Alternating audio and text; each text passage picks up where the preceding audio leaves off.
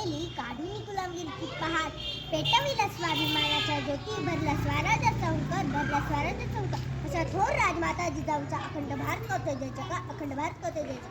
नमस्कार, माझे नाव आराध्या संदीप दुर्गंडी. आता दुसरी शाळेचे नाव जिल्हा परिषद प्राथमिक सालिंगा तालुका श्रापूर जिल्हा नगर. मी आज तुमच्या समोर सादर करत आहे. मी राजमाता जिजाऊ बोलते. जाधवांची कन्या भोसल्यांची सून शिवांची माता भाग्य कोणते अजून भाग्य कोणते अजून हिंदवी स्वराज्याची पताका अभिमानाने डोलते. लक्ष देऊन ऐका, मी जिजाऊ बोलते. ना वाकायचे ना झुकायचे, अन्यायावर पलटून वार करायचे, सन्मानाने जगायचे आणि सन्मानाने मरायचे. जेव्हा अक्का हिंदुस्थान मुघल बादशाह निजामशाह आदिलशाह पोर्तुगीज इत्यादी परकीय सत्तांच्या गुलामीने जखडलेला होता. अशा वेळी 12 जानेवारी 1598 रोजी लखुजी राजे जाधव व माता राणी यांच्या पोटी बुलढाणा जिल्ह्यातील सिंदखेड राजा येथे आमचा जन्म झाला. आनंदाने दारादारात रांगोळ्या काढले गेल्या. हत्तीवरून साखर अडकील आमचं नाव जिजाऊ असं ठेवण्यात आलं.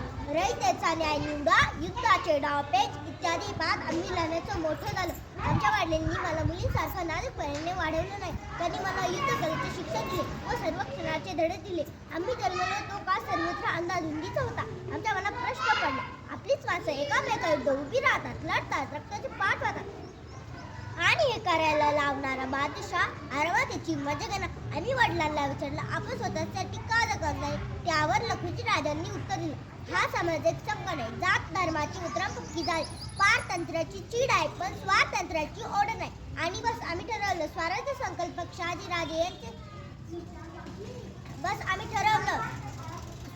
स्वराज्य निर्माण करायचे. हे स्वप्न घेऊन पुढे वेळीच्या भोसले घराण्यातील शहाजीराजे भोसले यांच्याशी आमचा विवाह झाला. दिनांक 19 फेब्रुवारी 1630 रोजी आमच्या पोटी शुभांचा जन्म झाला.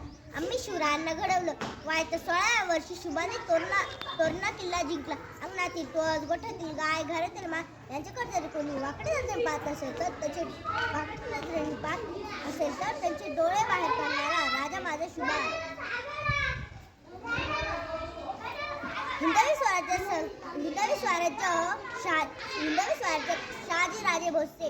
शहाजीराजे यांचे स्वप्न साकार करण्यासाठी आम्ही शिवरायांना मोठ्या हिमतीने वाढवले व त्यांचे चांगले संस्कार केले. अंधारातला झोपला दिवा माझा शुभा, सत्ता रक्ताचा धगधगता अंगार माझा शुभा. शेतकऱ्याच्या मिरचीच्या देठालाही हात लावू नका, नाहीतर हात तळून केले जात. असे स्वतःच्या सैनिकाला बजाविणारा राजा माझा शुभा, राजा माझा शुभा. स्वतःसाठी क्षणभरही न जगून प्रजासाठी जगणारा राजा माझा शुभा, राजा माझा शुभा. रात्रीचा दिवस करून हिंदवी स्वराज्याचे स्वप्न साकार करणारा राजा माझा शुभा, राजा माझा शुभा. तलवारीसारखी दात मनगटात